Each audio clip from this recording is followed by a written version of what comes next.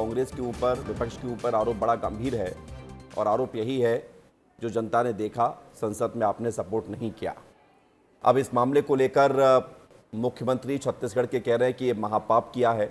लगातार पूरे देश भर में प्रदर्शन किए जा रहे हैं, बीजेपी की तरफ से रैली निकाली जा रही है, कल से और जन आक्रोश रैली निकाली जाएगी, यानी कि लोगों को बताया जाएगा कि आज महिलाओं को राजनीति में आरक्षण नहीं मिला है।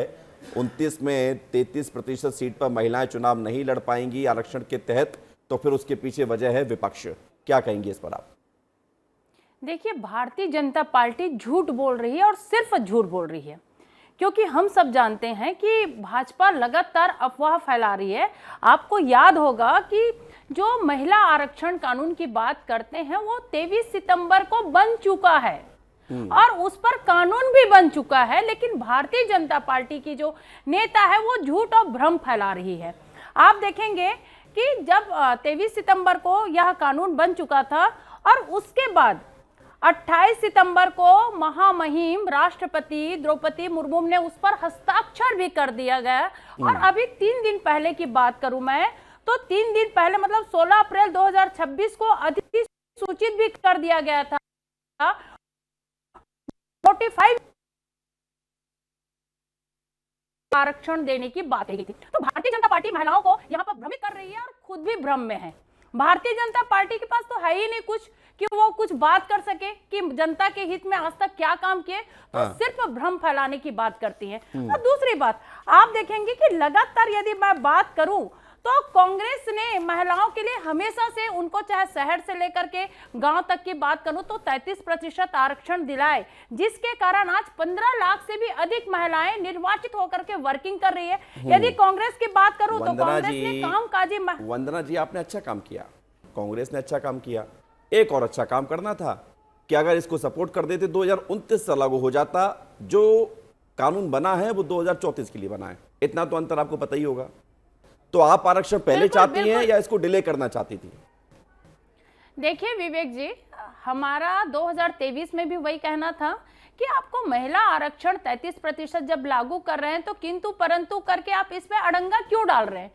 आपको, आपका नियत यदि साफ है तो आपको इस तरह से बिल को पारित तो हो चुका है, पास तो हो चुका है, और ये जो बिल गिरने की बात कर रहा है वो संशोधन बिल है, संशोधन बिल है, और उसकी नियत के खोट के कारण गिरा है, उसके नियत के खोट के। ठीक है किरण जी, जवाब दीजिए। परिसीमन का अड़ंगा डाल रहे हैं, अब जनगणना का अड़ंगा डाल रहे हैं। आपको 1 मिनट विवेक जी, 1 मिनट, कहीं ना कहीं कांग्रेस की नियत में खोट थी। तो आपको 2023 में ये बात बोलनी थी। उन्होंने इतनी भारत की संपूर्ण महिला शक्तियों का अपमान किया है, उनके सपने को कुचलने का काम किया है, और ये बात भारत की नारी ने बहुत बेहतर तरीके से किया, देखा है कि किस प्रकार कांग्रेस और उनके दल महिलाओं के सपने को, कैसी मायूस थी कल सभी महिलाएं, न सिर्फ राजनीति में, तो कहते एक आम महिला, एक जो समाज की जो महिलाएं रहती है जिनको राजनीति से भी कुछ लेना देना नहीं, लेकिन वो खुश थी कि संसद में, विधानसभा में उनकी आवाज़ पहुंचेगी।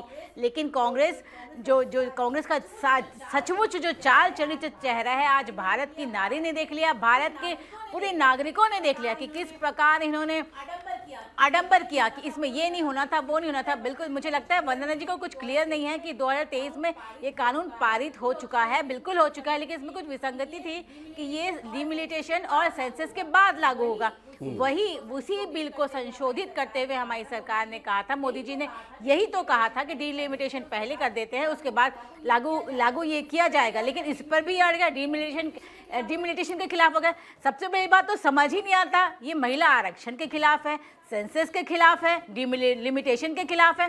पहले तो मुझे लगता है कंफ्यूज है कांग्रेस और उनके दल, और मुझे तो कभी-कभी यही लगता है क्योंकि राहुल गांधी की पार्टी 33% महिलाएं संसद में रहें, इसको लेकर बीजेपी क्या करेगी? देखिए, बीजेपी ये पहला अवसर नहीं है कि महिलाओं के सशक्तिकरण या महिलाओं को आगे लाने का काम करे। तमाम योजना देख सकते हैं, उज्ज्वला गैस हो, घर घर शौचालय निर्माण हो, ट्रिपल मस्त, वही मैं कह रही हूँ, पूरे प्लानिंग के साथ।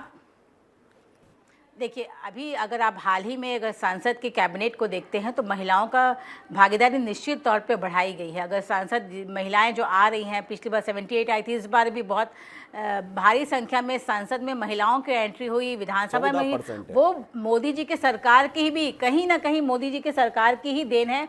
तो मुझे लगता है आने वाले समय में जिस प्रकार हमारे भाजपा की बात करूं तो बात बताइए, क्या ऐसा नहीं कर जो है सकती वो हमारे बीजेपी? संगठन में भी दिखाई देता है। क्या बीजेपी ऐसा नहीं कर सकती कि 2029 में, अब ठीक है, अब आप कह रहे हैं कि कांग्रेस की वजह से महिला आरक्षण लागू नहीं हो सका, तो बीजेपी बड़ा दिल दिखाए और ये डंके की चोट पे कहे कि 2029 में बीजेपी की तरफ से तो सभी लोग जीत जाते हैं ना, ज्यादातर लोग जीत जाते हैं, तो आप 33 नहीं 50% महिलाओं को चुनाव में टिकट दीजिए, 33% तो उसमें जीत ही जाएंगी, तो वैसे ही पहुंच जाएंगे 33% महिला आरक्षण अगर ना भी मिले तो। ये रास्ता भी तो है आपके पास, और ये रास्ता कांग्रेस के पास भी है, ये रास्ता टीएमसी के पास भी है, ये रास्ता समाजवादी पार्टी के पास भी है, यही सवाल कांग्रेस पार्टी से भी करना चाहूंगी, वंदना जी से भी करना चाहूंगी। जब अगर ये महिला आरक्षण के विरोध में नहीं थे तो क्या ये अपने पार्टी में 50% महिलाओं का आरक्षण लागू करेंगे? क्या ये इसको बढ़ावा देंगे? क्या पहले तो कांग्रेस का हमने सवाल हमारे में नहीं, हमारे पार्टी में तो ऑलरेडी देख रहे हैं आप, महिलाओं को उनके तो कुल 99 सांसद हैं इस बार दिया जा रहा है। उनके तो 99 सांसद हैं, आपके तो 240 भी हैं। कैबिनेट देख लीजिए, फाइनेंस मिनिस्टर के रूप में 9 बार बजट पेश किया है किसी महिला। नहीं, मैं ये नहीं कह रहा हूँ कि आप महिलाओं को पीछे रख रही है, महिलाओं को आगे रखने की कोशिश है बीजेपी की, ये बात सर्वविदित है, सबको पता है, लेकिन आगे हमें फिर प्रयास करने पड़ेंगे ना। जितना हम यहाँ पर शोर कर रहे हैं कि महिलाओं को विपक्ष ने मौका नहीं दिया, तो हमें फिर बड़ा दिल दिखाना पड़ेगा। ये मैंने विकल्प के तौर पर चर्चा की आपसे, फिर मैं लौट रहा हूँ। ये शोर नहीं, सच्चाई है, आपको मानना पड़ेगा। हम शोर नहीं मचा रहे हैं, सच्चाई है। जनता के सामने ला रहे हैं। शोर से मतलब सच्चाई भी है, अगर तो सच्चाई से तरफ हमें कुछ और आगे बढ़ना पड़ेगा। रेणु तिवारी जी, सवाल ये है कि कांग्रेस ने अभी तक ये नहीं बताया कि इस बिल का विरोध अगर डीलिमिटेशन की खातिर ही किया तो डीलिमिटेशन में क्या प्रॉब्लम थी, जबकि सरकार जब कहने को तैयार थी कि 50% इक्विवेलेंट सीटें बढ़ेंगी, तो फिर क्या समस्या थी? रेणु तिवारी जी, आखिर विरोध के पीछे की कांग्रेस की पर्दे की कहानी क्या है? देखिए विवेक जी, सबसे पहली बात तो ये मुझे लगता है कि ये सवाल का जवाब आपको वंदना जी ज़्यादा बेटर देंगी कि कांग्रेस क्या चाह रही है इस कारण से। अगर आप मुझसे पूछेंगे तो सबसे मेन चीज़ है कि 2023 में जो दोनों सदनों से पास हो चुका था, वो अब जो जिसमें परिसीमन के बाद की बात आई थी कि परिसीमन होगा और परिसीमन के बाद में ये लागू होगा, परिसीमन तो हुआ नहीं है। तो आप अचानक बिना परिसीमन के क्या बात कर रहे हैं कि आपको लग रहा है कि नहीं अब आना चाहिए और इतना।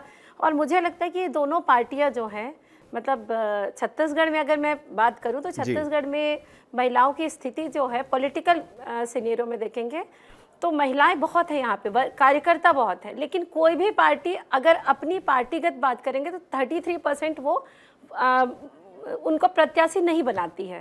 तो पहले पार्टी को अपने आप से इस चीज़ को लागू करना चाहिए कि परिसीमन हो या ना हो या बिल लागू हो या ना हो, लेकिन मैं अपने प्रदेश में 33% महिलाओं को आरक्षण की बात करूंगा। ये यहाँ पे दोनों पार्टीज ने करी, छोटी पार्टियों की तो मैं बात ही नहीं कर रही हूँ।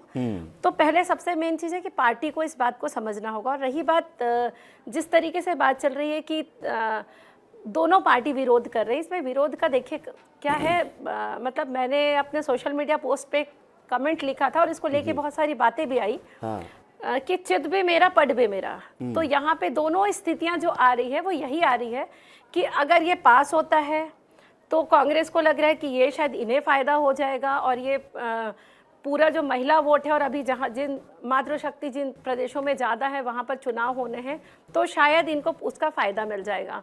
और बीजेपी को लग रहा है कि बीजेपी बार बार कहती कि अरे आप क्रेडिट ले लीजिए। आप क्रेडिट मतलब आप क्रेडिट की राजनीति कर रहे थे क्या? आप क्रेडिट की राजनीति कर रहे थे इसलिए आप उनसे बोल रहे हैं कि आप क्रेडिट ले लीजिए। बात यहाँ पर क्रेडिट की नहीं है। और दूसरी बात, मैं मतलब बीइंग अ पत्रकार अगर मुझसे पूछा जाए तो मुझे लगता है कि महिलाओं को ज़रूरत ही नहीं है आपके 33% की, क्योंकि आज अगर आप औसतन देखेंगे लोकसभा और राज्यसभा में तो 27% महिलाएं जो हैं वहाँ पर हैं। उन्होंने अपने दमखम पे वहाँ पर अपना स्थान बनाया है, ना कि उन्हें आरक्षण दिया गया है। तो ये जो आप 33% वाली बात करें और उसके बाद कहते हैं कि 20% जोड़ा जाएगा, क्यों जोड़ा जाएगा? आप उसी में से दीजिए ना। आप बहुत बड़े महिलाओं के शुभचिंतक हैं, तो आपके पास जितनी सीट है उसमें से आप महिलाओं को दीजिए। ये आपने जो बात कही है कि आप उसी में से क्यों नहीं दे रहे, जो आपके पास है उसी में से हिस्सा दीजिए।